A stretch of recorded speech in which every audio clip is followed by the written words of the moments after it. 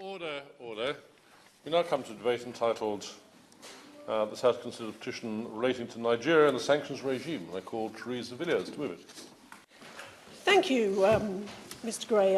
It's a pleasure to serve under your chairmanship. I beg to move that this House has considered e-petition 554140 relating to Nigeria and the sanctions regime. I'd like to thank the 220,330 people who have signed this petition, or at least had done when I last checked it this morning, especially the 853 of them who are my constituents in Chipping Barnet. This petition has been prompted by the disturbing events in Nigeria over recent weeks. There have been widespread protests regarding the activities of the Special Anti-Robbery Squad of the Nigerian police, known as SARS. This unit has a deeply controversial reputation, and the hashtag EndSARS started to appear prominently on social media back in 2017. Reports of violence and human rights abuses by SARS date back several years, but these latest protests followed circulation of a video in early October, shockingly, which many believe shows a man being killed by SARS officers. On the 11th of October, President Buhari announced plans to disband the unit. However, such promises have been made in the past, and yet SARS seemingly has continued to operate. This would in fact be the fourth time it was abolished. Many protesters therefore felt that disbanding SARS, even assuming it happens, would not be sufficient to tackle long-standing problems with police brutality, particularly if SARS officers are simply assigned to different parts of the police service. Activists are now calling for a complete overhaul of policing in Nigeria. They also want police officers responsible for beatings, killings, extortion, unlawful detention and other crimes to be held to account. So the protests continued, and thousands of Nigerians, most of them under 30, took part in events such as peaceful marches, candlelit vigils, multi-faith prayer sessions. People came together across divides, having different social, cultural and tribal backgrounds. Supportive comments flowed in from the Nigerian diaspora around the world, from celebrities, and the EndSARS movement quickly widened beyond the concerns expressed initially about policing and started to capture some of the general frustrations of a young population demanding an end to poor governance and corruption. But I'm afraid the situation became far more grave on 20th October, when the Nigerian army and police opened fire on a peaceful demonstration at the Lekki toll gate in suburban Lagos. What happened is disputed, but Amnesty International have tracked events through photos and video footage posted by protesters. They show army trucks approaching the protesters from both sides of the toll gate, blocking them in. Shooting with live rounds started almost immediately with no warning given. A local musician, Obianuju Catherine Ude, was streaming the events live on Instagram as it happened, and later she said, there was a guy that was running and he fell and we looked at him. He was shot in the back. Several people are now looking for missing loved ones, including Elisha Sunday Ibanga. An eyewitness told CNN that Elisha's brother Victor was shot in the head during the protest and his body was taken away. The US broadcaster report that they have seen a geolocated photo of Victor Ibanga lying in a pool of blood and wrapped in the white and green Nigerian flag, one of the same flags held by protesters earlier in the evening as they sang their national anthem. Similarly and equally tragically, Peace Okon is someone who hasn't seen her younger brother Wisdom since he went to the demonstration on the night of the shootings. She said, I've gone to hospitals, I've gone to police stations, I've gone everywhere, I can't find him. It isn't clear how many were injured or lost their lives in Lekki, but Amnesty International estimate that 56 people have died since the protests began. And they've documented many instances where excessive and disproportionate force has been used to try to control or stop protests. The shootings at the Lekki toll gate have sent shock through many in Nigeria. For many, it seemed like the last straw. The government there has promised judicial panels of inquiry to investigate what happened, but there is widespread scepticism about whether these processes will be effective in holding to account those responsible for the bloodshed and the human rights abuses which have occurred. And that concern is, I believe, felt by many constituents here in the UK, especially those with heritage or family links to Nigeria. This is illustrated by the huge support for this e-petition we're considering this evening, which asks the UK government to consider imposing sanctions. Now, as I read it, the petitioners are asking for Magnitsky-type sanctions against named individuals within the Nigerian government and security forces. There's a recognition that generalised old-style sanctions applied to the country as a whole might cause hardship to ordinary people not in any way responsible for the problems highlighted by the petition. So this debate is a vital opportunity to hear from the Minister and to have her respond to this urgent appeal from the e-petitioners. An appeal that the government consider imposing targeted sanctions against certain individuals believed to be culpable in relation to the violent and excessive police response to peaceful protests in Nigeria. The new Magnitsky sanctions regime started to operate in July, and I believe its creation is one of the best and most important foreign policy decisions made since the Conservatives returned to government in 2010. It puts us ahead of many other countries in showing how seriously we take human rights abuses around the world.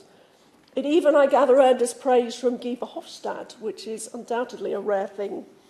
But I believe that the petitioners have a credible case for the imposition of individualised sanctions such as travel bans and asset freezes. Now, of course, I appreciate there are real sensitivities about anything which might be considered interference in the domestic affairs of another country, especially where there was a previous colonial involvement. But I still hope that ministers should give serious consideration to what the e-petitioners request. And my second ask of ministers is that they provide reassurance about UK aid and security programmes which involve Nigerian police, military and security forces. In their responses to written questions on this matter, the government has emphasised these programmes are intended to improve transparency and accountability, as well as strengthen respect for human rights, the rule of law and protection of minorities. But I know my constituents signing this petition want more clarity and certainty about what these UK programmes have achieved and how they're assessed. I believe they'll be reassured if we have a clear statement that no UK taxpayers' money can be misused by security forces in Nigeria or in any circumstances deployed on activities which suppress peaceful protests. My third question for ministers is what representations they have or are prepared to make to the Nigerian government about human rights abuses against Christians.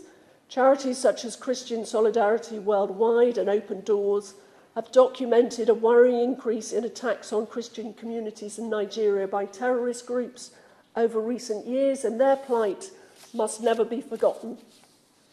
Fourthly and finally, I would ask ministers to step up engagement with the Nigerian diaspora in the United Kingdom. There are many British Nigerians who want to deploy their knowledge and their understanding of the country to help shape the UK's response to unfolding events in Nigeria. Worried about the situation and distressed about the Lekki Tollgate tragedy and other loss of life, they're brimming with enthusiasm to help, to make a difference and to be involved in building a better future for Nigeria. In this regard, I particularly want to thank my constituent Lara Ayodeji Akindeji for contacting me to share her concerns and offer her help.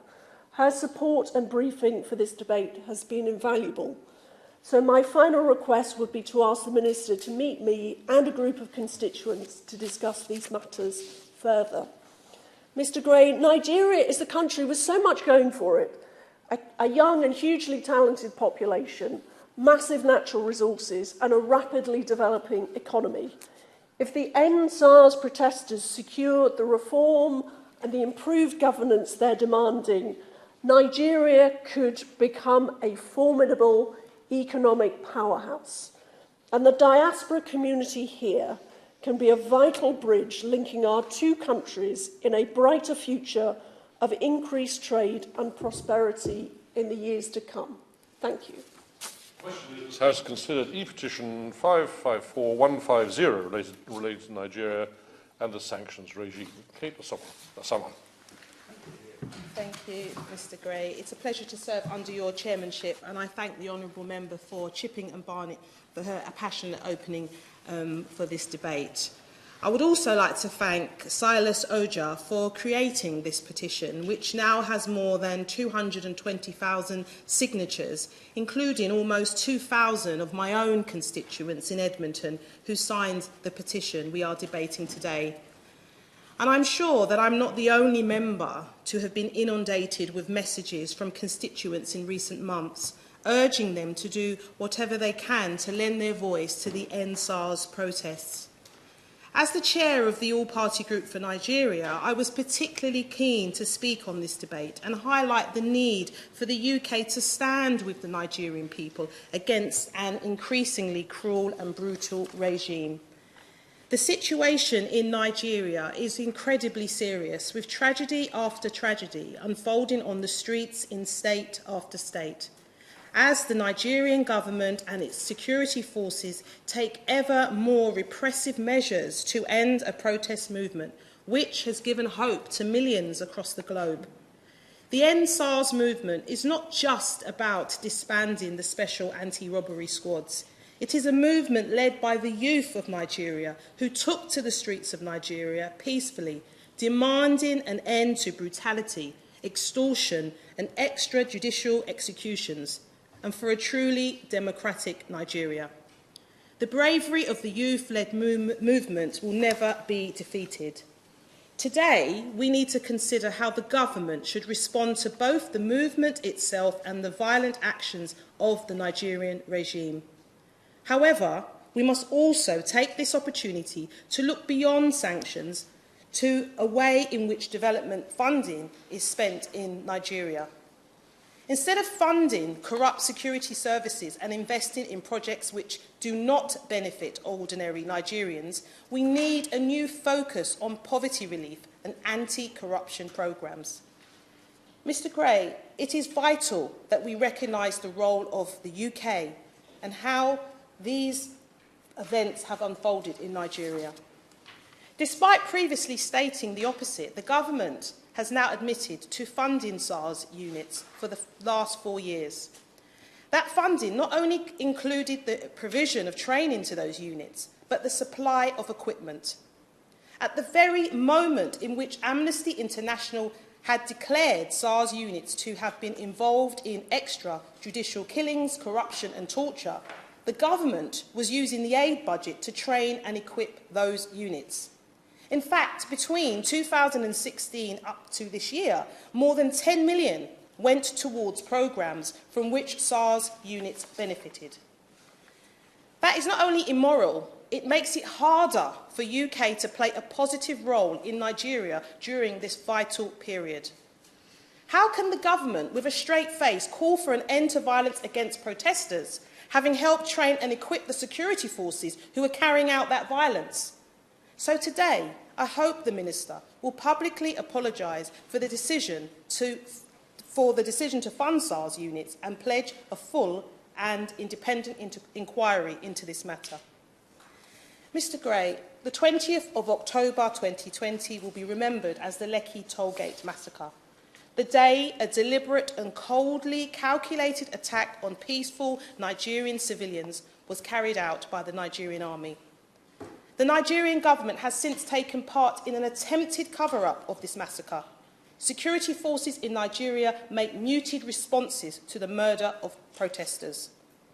While governments across the world have called on the Nigerian government and the security forces to stop killing protesters, the UK government has hedged its bets, issuing only weak and timid statements. It is therefore a gift to the Nigerian government when our government fails to explicitly condemn the Nigerian regime for killing its own citizens. So will the Minister today finally condemn the Nigerian regime for its part in the Tollgate massacre and the continued killing of peaceful protesters in Nigeria?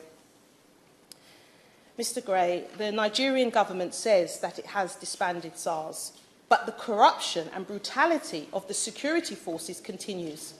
The Nigerian government's violence against its own citizens appears only to be intensifying. The Nigerian government needs to stop freezing bank accounts of key protesters. It needs to stop illegal detentions of key protesters. The Minister of Information for the federal government went on record to state the CNN reporting of the massacre is, and I quote, fake news. This is undemocratic conduct, and it really needs to be called out. So I ask that the Minister uses this opportunity to end the UK government's neutrality on this issue. The UK must never be neutral when it comes to human rights abuses. Are the rights and needs and dreams of young Nigerian people not the same as those that are here in the UK? The UK should not be a safe haven for anyone who denies their own citizens the same freedoms they come to enjoy in the UK. Mr. Gray, all too often, when a repressive regime is targeted with economic sanctions, it is the civilians who pay the price, while the regime itself becomes more entrenched and less open to change. But the UK government can use the sanctions under the global human rights regime, which targets individuals involved in human rights violations and abuses. So, if the UK's position is a global force of good, then I ask the UK government to add the names of the Nigerian government and the security services to the designated list of those responsible for the worst human rights abuses. As I come to a close, it is time for the UK to change course and stand in solidarity with those fighting for a new Nigeria. Let's stand together. Let's get rid of corruption, extortion, extrajudicial murders and massacres, because it's time for a new Nigeria. And I thank you. Don't do that. Thank you, Mr. Gray, for calling me to speak. And I must say it's a pleasure to follow my honourable friend, the Honourable Lady for Edmonton, who speaks quite rightly with great passion about one of the great countries in this world that is sadly being racked by violence, and violence against young people. Now, I would argue that the greatest book in the English language, and I know there may be some debate about this, but the greatest book in the English language is Things Fall Apart by Chinua Achebe, the great Nigerian writer. And the beauty of that book is the way it explains the challenge of changing generations to live together, and the way it speaks about values falling away and community being eroded by outside pressure. What we're seeing in Nigeria today is part of that story. It's a tragedy that we are watching. It's a tragedy that we are all witnessing, because as we see things falling apart, the pressure this time is not foreign colonialism, forgive me. The pressure instead is corruption and violence and attempts at control. And that's why I totally agree with my honourable friend, the member for Edmonton. We need to call out the corruption. We need to use the powers that we have in this country to stop those who are profiting from the wealth of that great nation and hiding it here. Now, some people will remember when General Gowon left Nigeria with half the central bank, so it is said, and moved to London. We know that today, even now, in this great city of ours, there are, sadly, some people who have taken from the Nigerian people and hidden their ill-gotten gains here. We know that our banks, sadly, have been used for that profit and for that illegal transfer of assets. And that means that the UK is in an almost unique position in being able to actually do something to really exert pressure on those who have robbed the Nigerian people. Now, this puts a particular onus on the Minister, and I know my right honourable friend knows it, that using Magnitsky sanctions today isn't just about protecting Nigeria, although it is. It's not just about respecting Nigerian young people who have been robbed and murdered by these SARS units. It's actually about protecting the United Kingdom. Because what happens in Nigeria matters fundamentally to us here. This is the third country of the Commonwealth. This is a country of 200 million people. It is going to be the great economic powerhouse of Africa and one of the great economic powerhouses of the world. This is a country whose wealth, not just in the oil off the river state, but in the imagination and creativity of its people, is witnessed every day in Nollywood, and perhaps more my style, at the great University of Jos. This is a country that gives so much to the world already, despite the fact that it is ill-governed, brutalised and robbed. Just imagine what it could give if the plateau state wasn't a scene of conflict and anti-SARS movements, but instead was the global centre of learning that it really, truly could be, and indeed was up until the 1960s. So look, this is an opportunity for the UK to do something real, not just in the interest of Nigerians, though it would be, not just in the interest of Africans, though it would be that too, but fundamentally in the interests of the British people.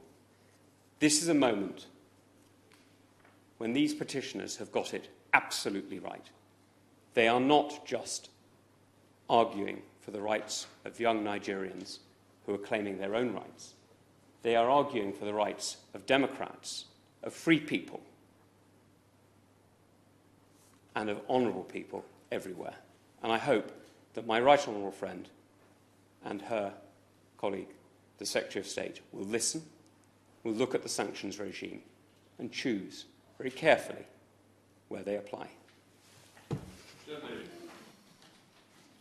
Thank you, Mr Gray. It's a pleasure to speak in this meaningful debate and to follow the honourable member for Tunbridge and Morling. The events surrounding the EndSARS protest in Nigeria has caused global concern and outcry. Last month, mainly young Nigerian people took to the streets in a peaceful protest against police brutality. And on the 20th of October in Lagos and in other parts of the nation, the military are alleged to have attacked peaceful protesters with disproportionate force and have killed and injured civilians. The world watched the horrific videos. The world saw the awful pictures from the scene. The world heard the eyewitness accounts from survivors who managed to escape the horrors of that night.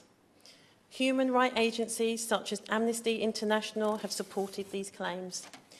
Despite the overwhelming evidence, Nigerian government and military initially denied that the military were at Lekki and labelled the events as fake news. Media companies received a memorandum from the Nigerian National Broadcasting Commission to silence them, not to embarrass individuals, organisations, government, cause disaffection or panic to the society at large, following reporting on the events of that dreadful night. Consequently, some media houses who did report on the events were fined. The bank accounts of some organisers involved in the protests have been frozen by the Central Nigerian Bank pending investigations. Some organisers involved in the protests have been arrested or harassed by the authorities. These actions equate to the preventing and indeed stopping free speech and the right to peaceful protest by the state, and this is unacceptable. Peaceful protests are vital to the functioning democracy and are a fundamental human right. These rights should be upheld and respected. Many of my constituents who have a Nigerian background are in great distress. Those that have relatives and friends in Nigeria are concerned about the safety of their loved ones and have contacted me about this situation. I indeed have close friends in Nigeria who are also deeply concerned and have contacted me about this. They all ask for one simple thing, that the UK government defends the right to peaceful protest and free speech and ensures that those within the Nigerian government and army are held to account for the atrocities committed against peaceful protesters. Given the shared history between the UK and Nigeria, and as a fellow member of the Commonwealth and ally, the UK has its duty to stand up for human rights of Nigerian citizens. In the case where Nigerian officials are avoiding accountability over the killings of protesters, I believe that the UK should be looking to impose sanctions on state officials involved in the human rights abuses of Nigerian citizens. In July of this year, the Secretary of State for Foreign Commonwealth and Developmental Affairs introduced the Global Human Rights Sanctions Regulations. Under this statutory framework, priority themes relate to cases that threaten media freedom and human rights defenders. Furthermore, another priority theme considers cases where the relevant jurisdiction law enforcement authorities have been unable or unwilling to hold those responsible for human rights violations or abuses to account. The government clearly have the tools to ensure that Nigerian state officials respect the constitutional and fundamental human rights to protest and free speech. If those who ordered and facilitated the killings and harm to protesters are not held accountable, then the UK government should advocate for independent investigations to take place. And following investigations, any individuals found responsible for these atrocities of human dignity must face sanctions. Right. I'm very grateful, Mr Gray. It's a pleasure to serve under your chairmanship, and it's really good to see you looking so well. I'd like to thank the Honourable Member too from Chipping Barnet for introducing this debate, for her passion, and also to all of my honourable friends, also for their passion, their expertise, and their clear demands that we're making today in this chamber. And it's good to hear that the demands are unanimously held across what is sometimes a divide. As we know, the SARS police unit was suspected of abuses against thousands of innocent Nigerians over the past 28 years. It's sadly clear that Nigeria does have a serious problem with abuses of state power and with corruption which goes way beyond SARS. The protest movement that we are seeing rise in Nigeria wants all of these abuses addressed. SARS and other police forces were well known for targeting young people, for arrests, extortions, beatings, almost at random. I'm told if you're young, if you have the wrong hairstyle or clothes, or if you're driving a car and playing music, you could be targeted. Your money and your possessions could be seized with no evidence, and people know if you resist, you will be beaten and possibly killed.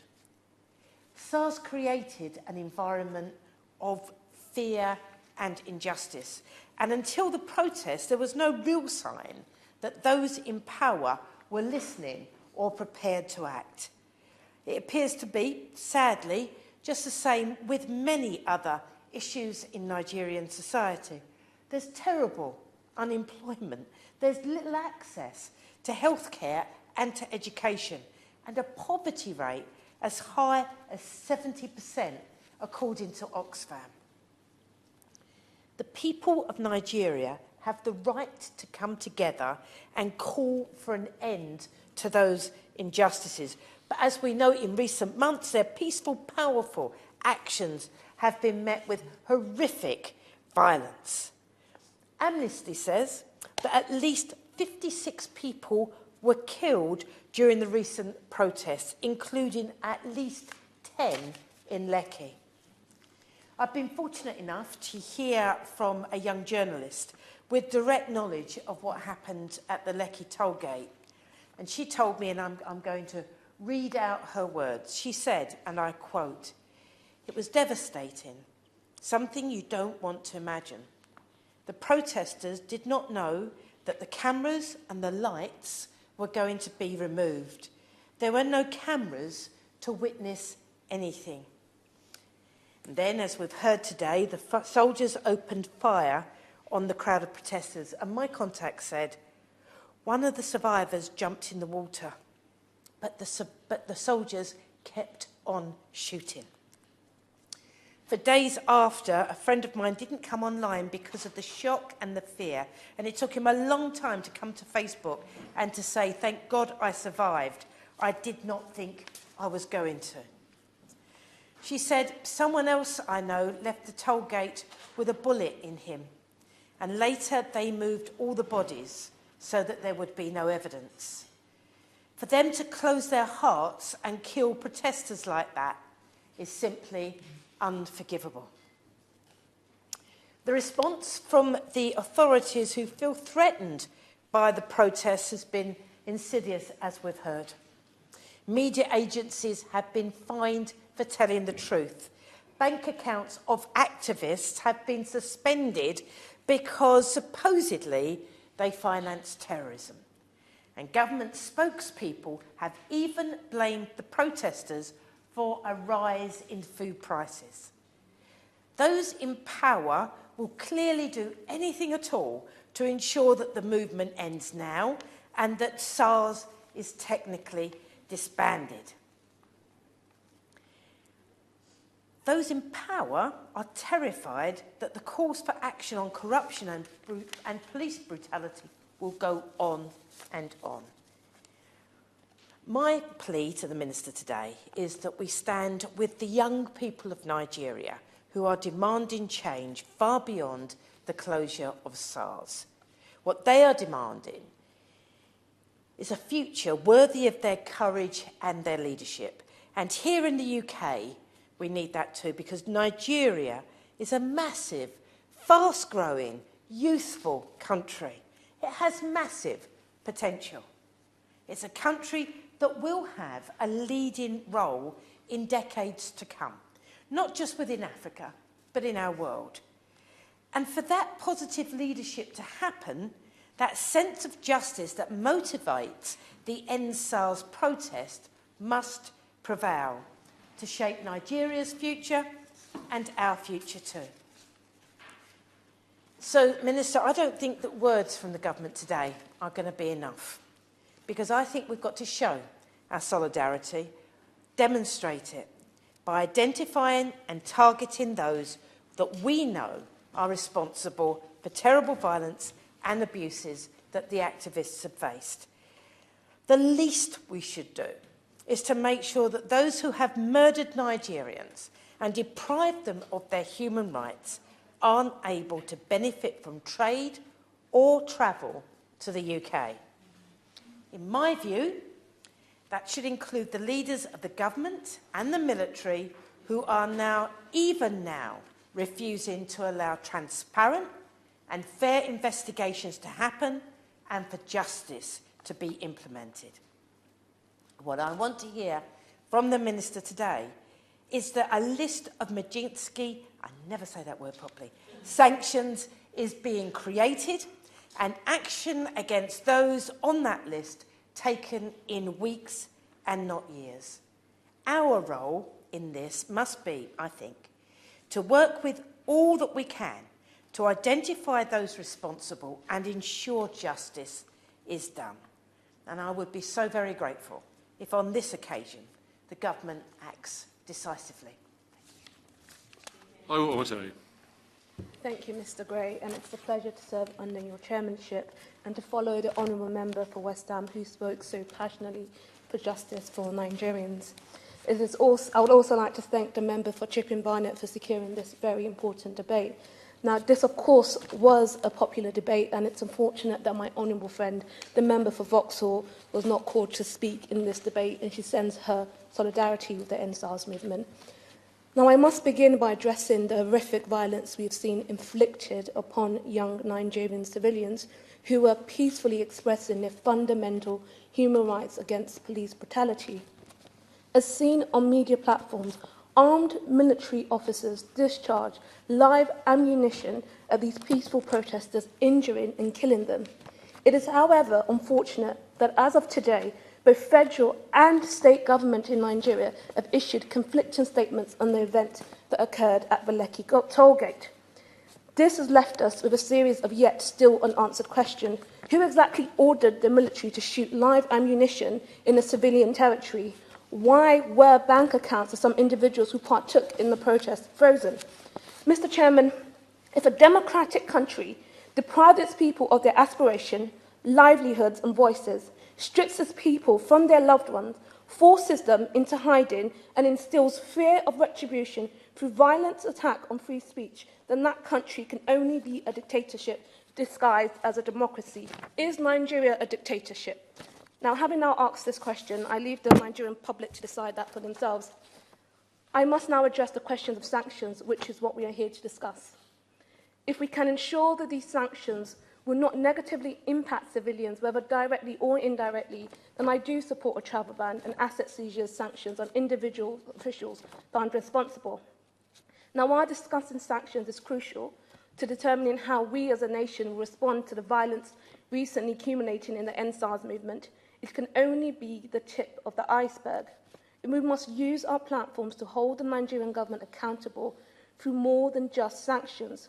We must do the right thing by the people in Nigeria protesting for their own human rights and ask the questions they've given us the platform to ask, which is, what role did the Nigerian government as a whole play in these attacks?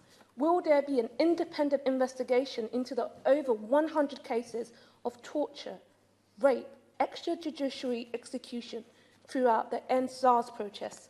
The reason the world knows about the violent attacks on Nigerian protesters is because civilians on the Lekki Tollgate massacre bravely risked their own lives to post these videos on social media. Only a few Nigerian news outlets even reported these stories, and they were all subsequently fined before the Nigerian government denied the attack's existence and began silencing reporters. Agencies and individuals have since blamed one another. No one seems to be taking the responsibility. Nigerian civilians risk everything to give themselves a voice, and that they use to expose the atrocities inflicted upon them. And today, 4,000 miles away, the Nigerian government is strangling that voice with a proposed social media censorship bill. We must demand transparency of what is happening to civilians and amplify that news using our platform. We must continue to seek clarity on what happened on October the 20th, when power was cut from the Lekki Tollgate and SARS police forces began spraying protesters gathering there with bullets. Now, I'm sure that many of us have seen the footage of peaceful protesters linked armed in arms, singing the Nigerian anthem as they were indiscriminately gunned down. Now is the time to hold officials to account for their crimes against humanity that they have embarked on. So I call for an impartial human investigation into these human rights violence and to begin a process to secure justice for victims and their family. As we try to make sense of the incidents, we must ask uncomfortable questions of ourselves. I'm referring to the fact that British officials trained SARS police squad from 2016 up until this year, 2020, and they also trained the Nigerian army. Now, I have to ask, what did this training actually entail? Could it have prevented escalation of this kind? Now, standing here as a proud British Nigerian, I implore the Minister and colleagues across the House to pursue answers to these questions and do what it can to facilitate Nigerians' fight for freedom. Thank you.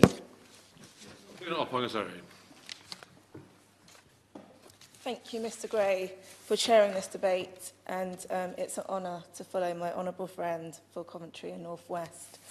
I also like to thank the honourable member for Chipping Barnett for putting forward this debate in response to the petition which calls for sanctions against the Nigerian government and officials. It's a very timely debate that needs to be had. The atrocities that we have seen in Nigeria in recent months are understandably very concerning for my constituents. I know many of my constituents who have friends and relatives in Nigeria and want to see our government help ensure their safety.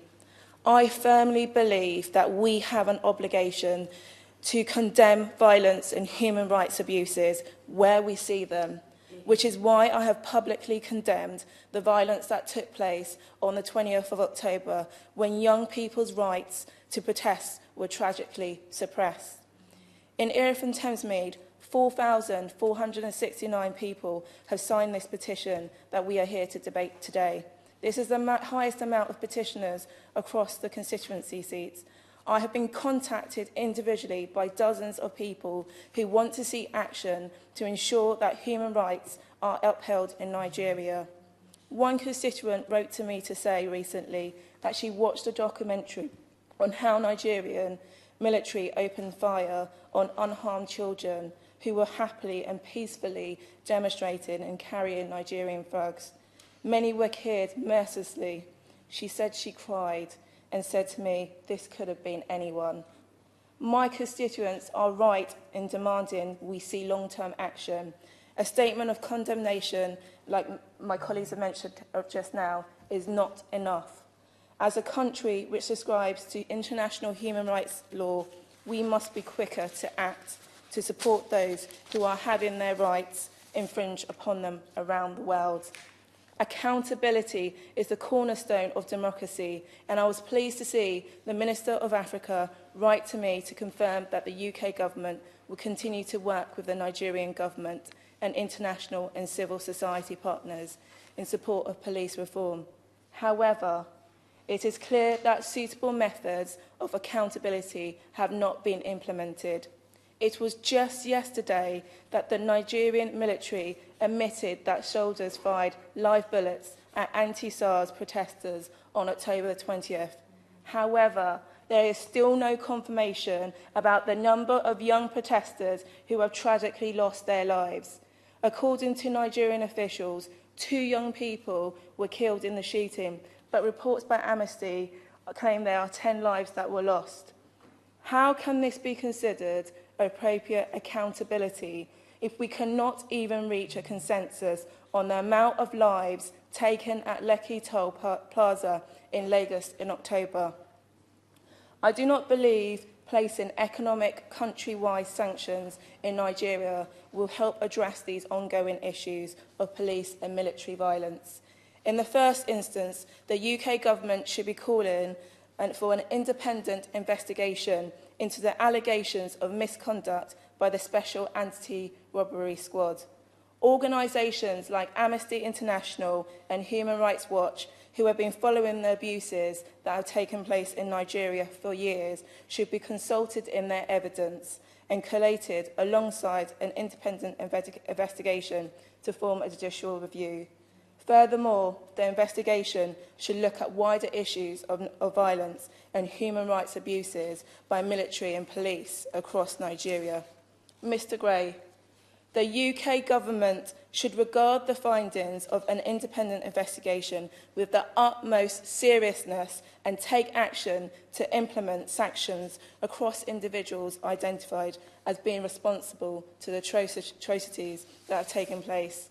They should also make appropriate adjustments to the overseas military security and justice assistance funding and training of any Nigerian military, security and policing organisations which may have committed violations in line with the government's own guidance to ensure OSJA funding meets our human rights obligations and our values. Mr. Gray, this issue does not begin and end at Lekki Toll Plaza on October the 20th. There have been reports of violence by Special Anti-Robbery Squad since 2017, and there continue to be serious consequences as a result of protests which took place earlier this year. Young people have reported intimidation by the Nigerian government following protests, and as mentioned by a number of my colleagues, there have been reports of bank accounts frozen, social media banned, and people being detained in prison for their involvement in speaking out against police violence. These actions are unacceptable in democracy and claims of accountability for its wrongdoings. No action can replace the lives that have already been lost, but that does not mean that we cannot take action. I hope at the end of this debate we will get a commitment from the Minister that the UK will follow up their actions to hold officials in Nigeria responsible. Mr. Gray, I finally want to take this opportunity to raise the case of Nigerian DJ and songwriter DJ Switch, who has had her life threatened for her role in speaking out against military and police violence. The prominence of young Nigerian females at the forefront of EndSARS protests has highlighted the need for more action taken to end violence against women and girls in Nigeria. Will the government take this opportunity to ensure that these actions in upholding human rights around the world extend to protecting women and girls against violence. Thank you, Mr Gray. Alan Smith. Thank you, Mr Gray. It's a pleasure to serve under your chairmanship and a pleasure also to take part in such a cross-party consensual discussion, and glad to hear some excellent contributions from honourable and right honourable members across the House this evening about events in Nigeria. I'd also add my warm congratulations to the right honourable member for Chipping Barnett on bringing this forward and the drafters of this petition. I'd above all else, though, commend the EndSARS movement, which I think has done so much to shine a bright light on the corruption and oppressive practices of the regime in Lagos. And I've read the government's response to the petition carefully, and I have some concerns. Nigeria is not a far-off place of which we know nothing. The UK has clear links to this issue and clear links to Nigeria, both historically and going forward. We have influence, and we could use a lot more of it. Now, we do know that the UK did fund, did supply equipment, did train police and paramilitary forces, which we now know have been involved in abuses. At the very least, surely, we need an urgent review of the UK's involvement in those programmes, and I'd be glad of an undertaking from the Minister this evening that such a review is underway. On the Magnitsky sanctions which have been called for, I quote directly from the government's response to the petition: "This sanctions regime will give the UK a powerful new tool to hold to account those involved in serious human rights violations or abuses." I've yet to hear any member of this House speak against the Magnitsky regime. We all support it. But it's only a tool if it's used. Now, I appreciate that speculation is unhelpful, but we do need some announcements, surely. I'm glad that the Minister for Africa, in his discussion with the Governor of Lagos on the 11th of November, called for an investigation into the specific instances we've heard of. Could we have an update in how that investigation is going, and an undertaking that there will be consequences to the findings of that investigation, and if it's been insufficient, that there should be an independent review? More generally, we need to look more in the round at whether the UK's actions help or hinder the aims of the EndSARS protests. Between 2015 and 2020, the UK licensed arms exports and riot control equipment to the tune of £43 million. So, at the very least, we should, pending a review of our actions and effect of the UK's foreign policy and trade policy within Nigeria, surely suspend arms exports to the country. Mr Gray, the EndSARS regime, the EndSARS movement, could be a new Arab Spring for Nigeria. Given all the demographic, economic forces in play, all that enthusiasm is there. We must learn from history and not let the EndSARS movement down the way we did the Arab Spring. For that would be a tragedy, and that would bring culpability upon us even more than we have. It's not just enough to express solidarity while aiding and abetting and arming and funding the oppressors. And the UK has a case to answer here. We need to look back into the consequences of our action and make sure that we do all we can to ensure accountability on the ground. I do look forward to the Minister's comments this evening. Stephen Doughty.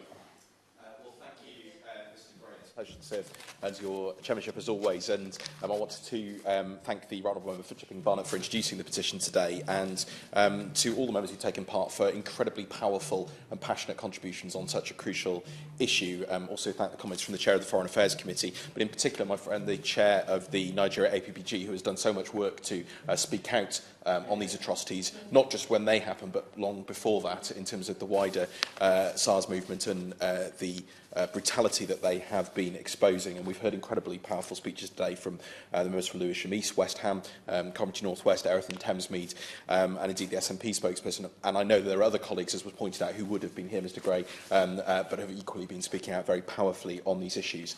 And I too want to thank the over 200,000 individuals who have signed this petition and its creators, and that, of course, includes many significant signatures from the Nigerian diaspora here in the UK, but also all the others who share deep concerns about what is happening in Nigeria and when it comes to wider human rights abuses around this world. This is not a country, Mr Gray, that will turn a blind eye when such atrocities are happening. And the scenes we have witnessed and the reports that have come out of Nigeria of the response by the police and the army against protesters involved in the EndSARS movement have shocked us all. And of course, we've heard from many of the contributions today of the events of the 20th of October, when a group of EndSARS protesters were fired upon, it appears, by members of the Nigerian army at the Lekki Tollgate Plaza, after the CCTV was taken off and after the lights were turned off. And of course, the tragic deaths and injuries that resulted as a result of that action. And I spoke, Mr Gray, to those who had been around in the vicinity of these incidents, who have seen and witnessed firsthand the brutality meted out by SARS and by those attempting to defend them. And I can tell you they were shocking testimonies, Mr Gray, and I know that many of us have witnessed the video footage and pictures of the events, absolutely horrific. Now, despite the Nigerian army having denied it for over a month, it has been finally forced to admit at the judicial panel inquiry that soldiers were deployed to the Tollgate protest with both blank and live ammunition. And as many honourable members have pointed out, we still see some of those protesters still in detention today, and many others having financial restrictions and other actions taken against them. And I would be interested to know what assessment the Minister has made of the situation today with those who were involved in those protests.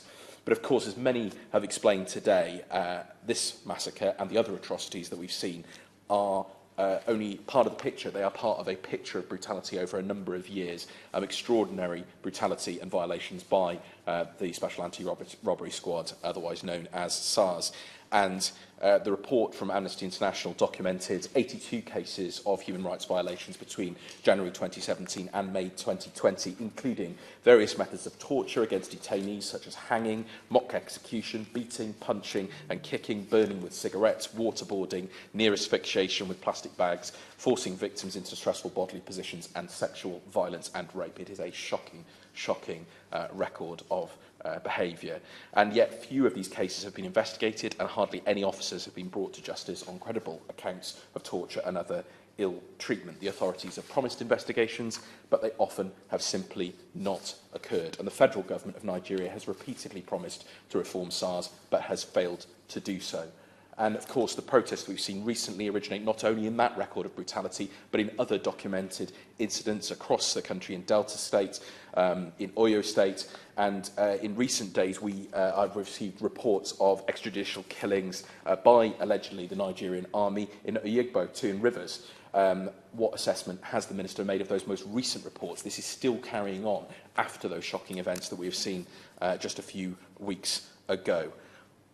Mr Chair, the violent repression of protesters in Nigeria is unacceptable and has garnered, rightly, international condemnation. President-elect Biden has called on the Nigerian government to end the violent crackdown. The UN Secretary-General has said that Nigerians' right to protest peacefully needs to be guaranteed and that police brutality needs to stop. And we in the official opposition absolutely agree with those sentiments. The violent crackdown on these protests must end, and there must be accountability for those responsible for such brutality and loss of life. The Leader of the Opposition, my honourable friend, the Shadow Foreign Secretary, have made it clear that the UK must act as a force for good in the world, and we must act in line with our international partners and multinational organisations, whether that's the UN, AU, the UN Human Rights Council and others, to encourage and strongly advocate for the end of this violence in Nigeria, to end police brutality in Nigeria, and crucially to call for independent investigations into these violations by Nigerian policing, security and military forces.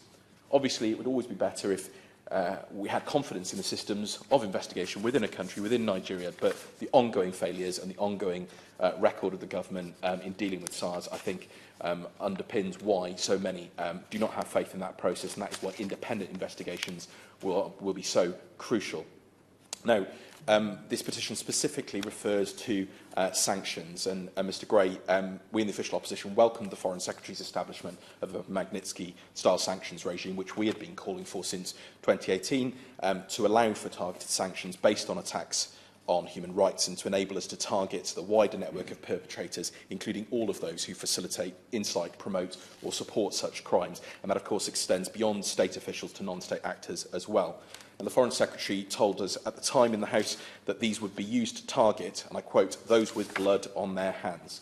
Well, it's clear, Mr Gray, that individuals do have blood on their hands in relation to the activities of SARS and these atrocities over the last few months. And given the allegations against members of SARS and the growing evidence of the atrocities that were committed, we would urge the UK Government to use its full investigative capacity, including drawing on the evidence provided by independent human rights organisations in Nigeria and elsewhere, to identify individuals responsible for these atrocities and, if appropriate, designate them for sanctions under our Magnitsky regime. We cannot stand by in the face of such willful perpetration of human rights violations and killings, not least given our close political, economic and security relationship with Nigeria. We cannot be a disinterested or unconnected party.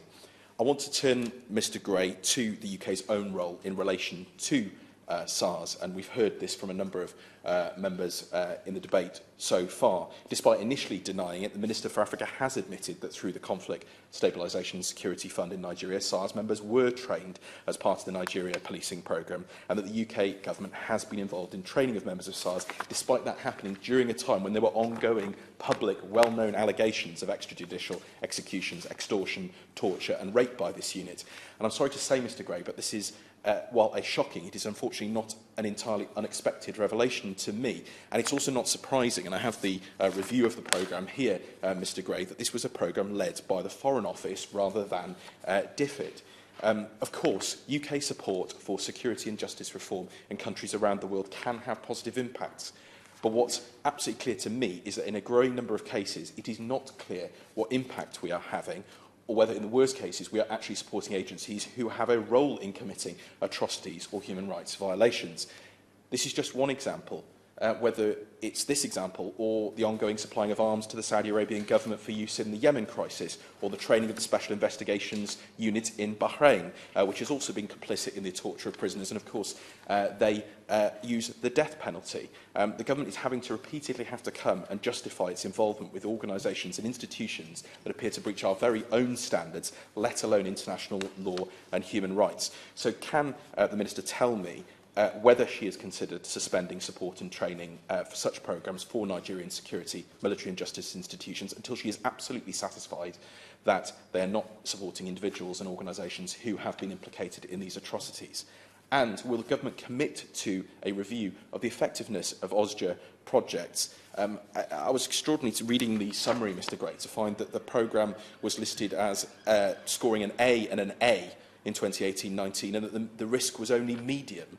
This does sound to me to be completely, out of kilter with the facts that we have heard today and that we've been hearing for many, many years. And of course, looking beyond Nigeria, given the deeply concerning news that we're hearing coming out from locations across Africa in recent weeks, what measures is the government taking to protect human rights across the continent and to tackle those responsible, whether those responsible for atrocities in Ethiopia or those who are involved in suppressing the democratic process in Tanzania and Uganda? We cannot have impunity for those taking out atrocities or war crimes, whatever their role or status, whether that's official, unofficial, official government sources, official military sources, or irregular forces who are acting on behalf of different groups, whether those are central governments, regional governments, rebel groups. It doesn't matter who they are. We cannot have impunity for those people who are carrying these out. And it appears to me a double irony, Mr Gray, that we are seeing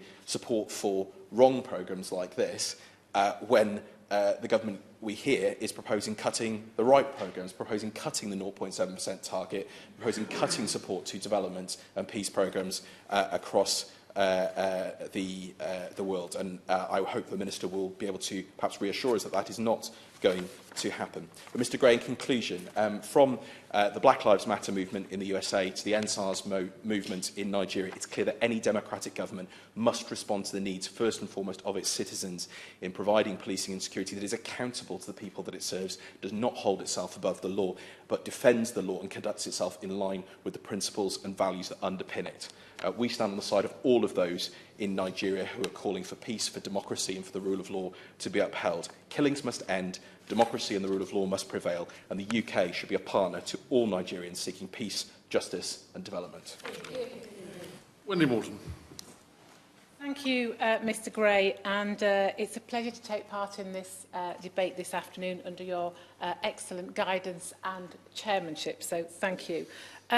Let me start by saying that I'm very grateful to my honourable friend, the member for Chipping Barnet, for securing this debate, and actually to all the members who have contributed today. We've heard from the member for Tonbridge and Marling, from Edmonton, Lewisham East, West Ham and others, and for all the contributions that you have made.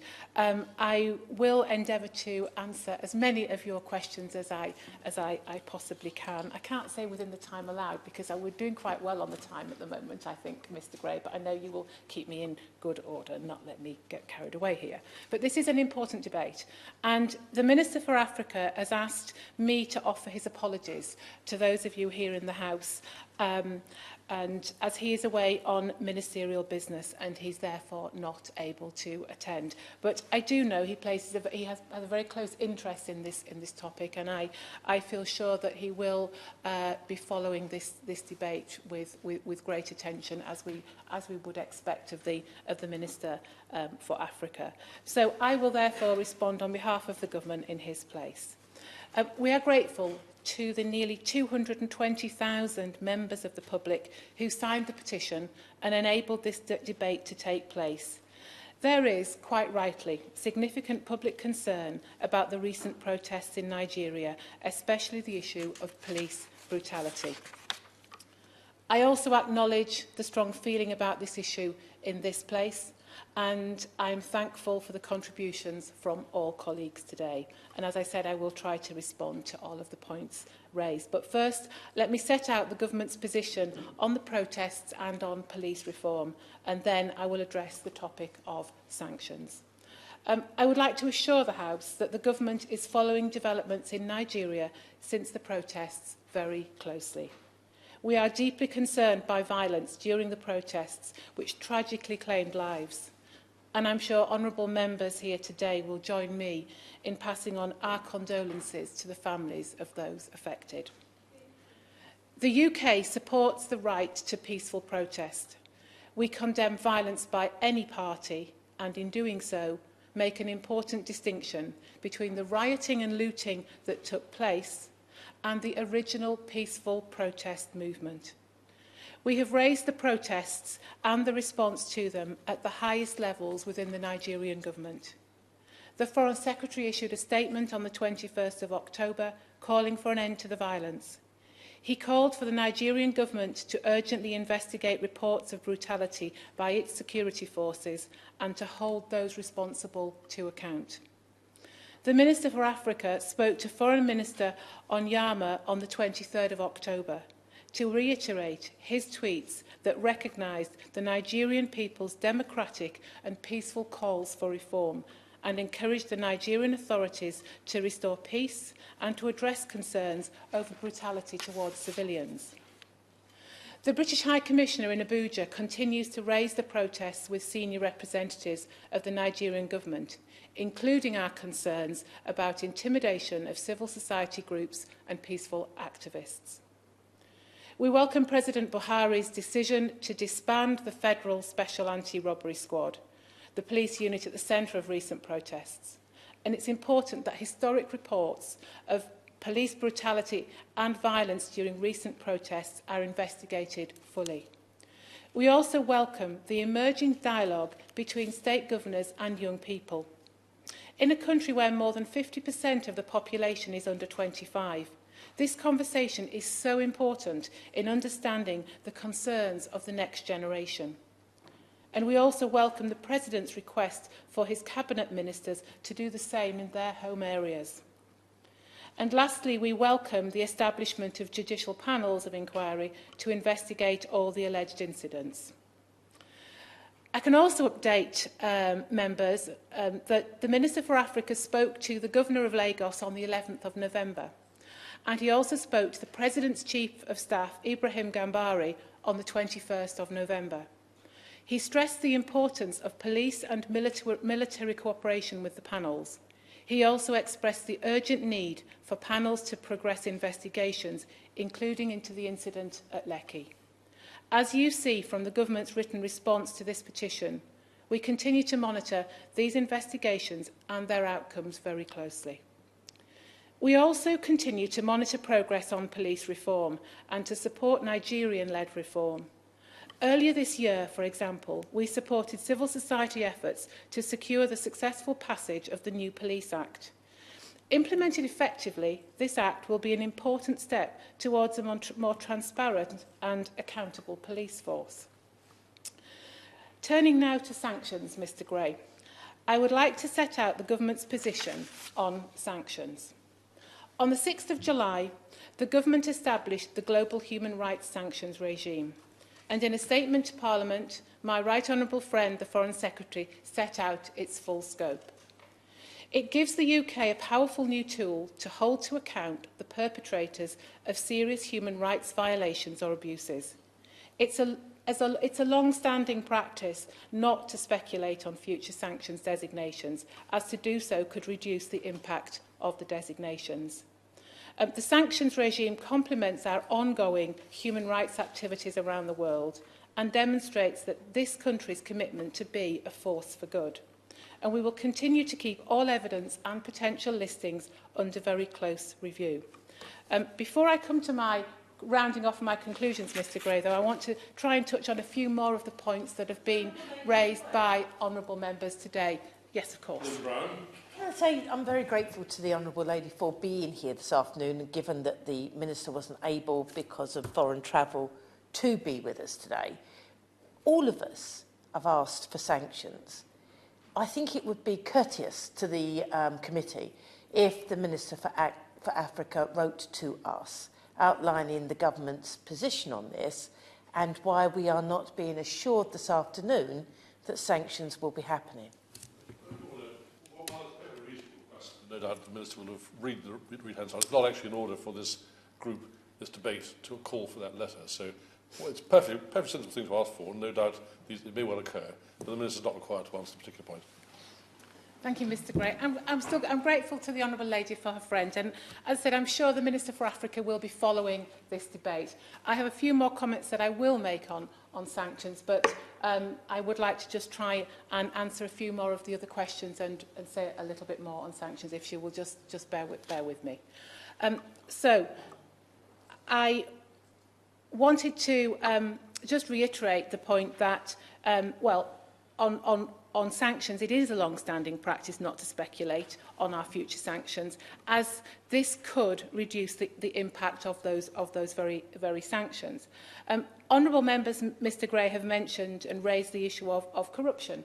And I agree with honourable friends that tackling corruption in Nigeria is absolutely critical to the country's prosperity and security, and to reducing poverty and inequality. And work is underway to consider how a global corruption sanction regime could be added to the government's armoury.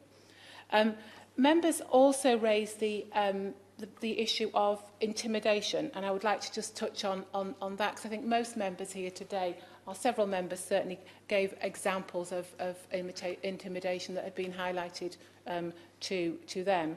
And we are aware, Mr Gray, that some protesters have reported facing intimidation. And the British High Commissioner in Abuja continues to raise our concerns about intimidation of civil society groups and peaceful protesters with the Nigerian government. This does not build an environment for groups and protesters to come forward and really help build genuine accountability. But I can assure members that we are aware of that some protesters are facing intimidation. Members also raised the matter of UK aid. I think that was my honourable friend, the member for Chipping Barnet. And I would like to just say that and reassure her that no UK taxpayers' money goes directly to the Nigerian government. The UK provides assistance to Nigeria to meet immediate humanitarian needs and to address long-term structural issues.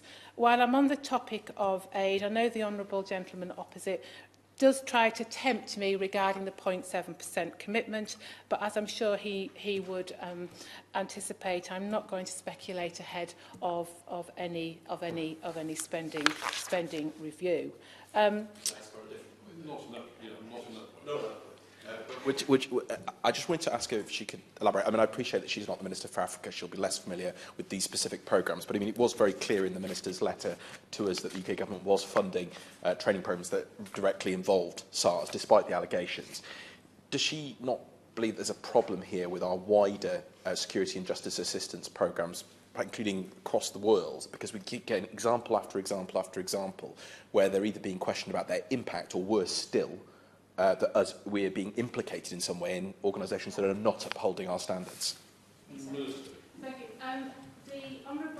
The honourable gentleman must have sort of preempted some more of my notes, because I'm going to touch a little bit more on the SARS programme, and hopefully I can give him a bit more detail and as to you know, the work that we're doing and what we are supporting. Before I come to that, just a quick note, because the Honourable Lady for Chipping Barnett also raised the point of the persecution of Christians, which again I know was another important topic, and just to, you know, to reassure her that we made clear to the Nigerian authorities at the highest levels the importance of protecting civilians, including Christians, and human rights for all Nigerians. But I now come on to SARS and the Special Anti-Robbery Squad. Mr Gray, the UK supports police and justice reform in Nigeria.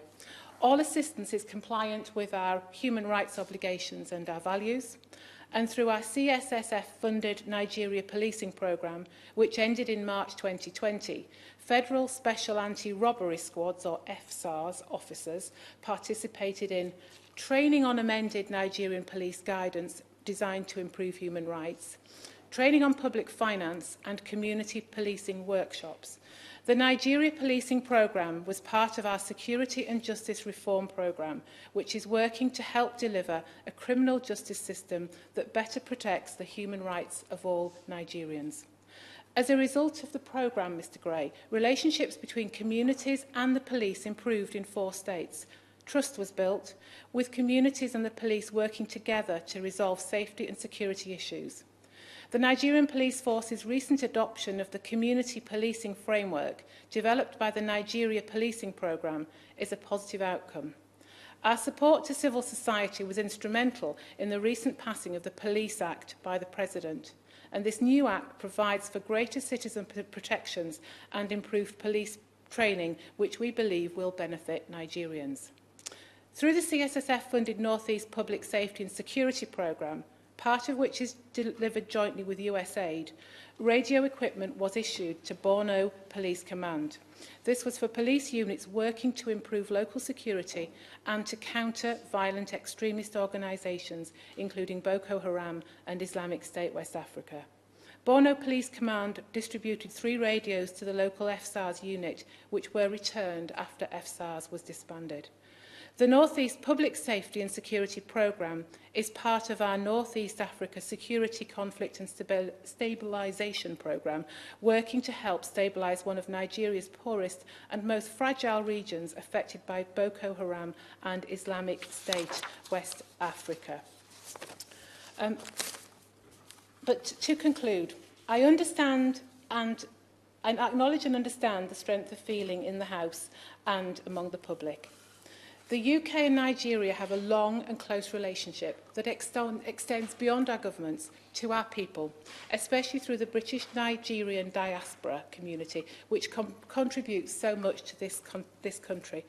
And the diaspora was also raised by my right honourable friend who led this debate, the Honourable Lady for Chipping Barnett. The UK is home to over 200,000 members of the Nigerian diaspora who contribute so much to this country. And as I'm sure, Mr Gray, you will be aware, my honourable friend, the member for Saffron Walden, was the first minister for Nigeria. In terms of communications and engagement with the diaspora, on the 18th of November, the Minister for Africa led a virtual business roundtable with members of the Nigerian diaspora business community to better understand challenges to increasing trade and investment between the UK and Nigeria. And the roundtable was also joined by my honourable friend, the UK Trade Envoy to Nigeria, and the British Deputy High Commissioner in Lagos. And I know that the honourable lady raises, asks whether she could request a meeting with the Minister for Africa. It would be wrong of me perhaps to commit him to that, but I can certainly pass on her request, Mr Gray. But this government will continue to press the Nigerian government and its security services to uphold human rights and the rule of law, to investigate all incidents of brutality, illegal detentions and the use of excessive force, and to hold those responsible to account. We will closely monitor the judicial panel of inquiries and continue to advocate for investigations into police brutality. The government will consider its options as the panel's work progresses. The government would also continue to work with the Nigerian government and international and civil society partners to improve the accountability and transparency of the Nigerian police for the benefit of all Nigerians. Theresa Villiers. Thank you, Mr Gray. Well, like others, I believe this has been an excellent debate with well-informed contributions, with real insight both from backbench and front bench. And I would take this last minute or two just to really urge the Minister and the rest of the team at the Foreign Office to use all diplomatic means they have available to get the message to the authorities in Nigeria that they need to listen to what the protests are asking for, and that I do hope that whilst the Minister for all sorts of reasons has felt unable to make commitments on targeted sanctions today, I think there is a really strong case for doing this, and I hope that behind the scenes the Foreign Office will continue to pursue this, so that in the not too distant future we will see an announcement on that.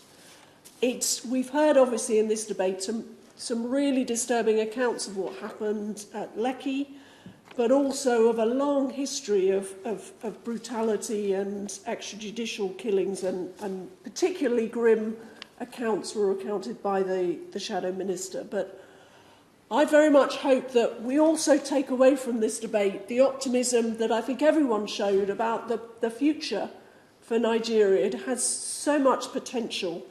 As the Honourable Member for Edmonton says, you know, there's real potential for a new Nigeria, a better future.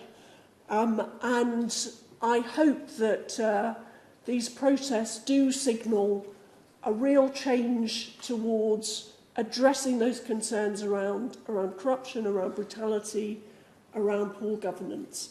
Because if those issues are resolved, if we see real progress on that, we can see huge success and flourishing in Nigeria, not least in economic terms. So it's been my privilege to lead this debate.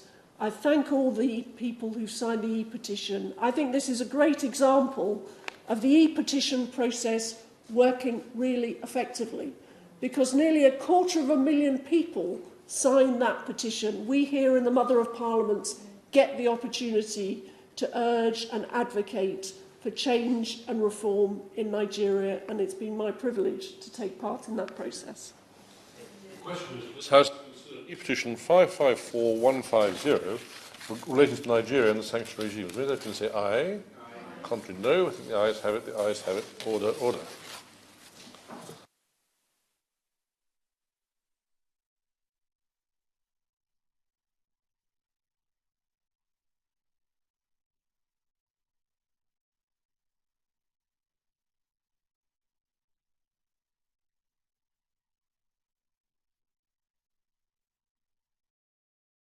The proceeding has ended.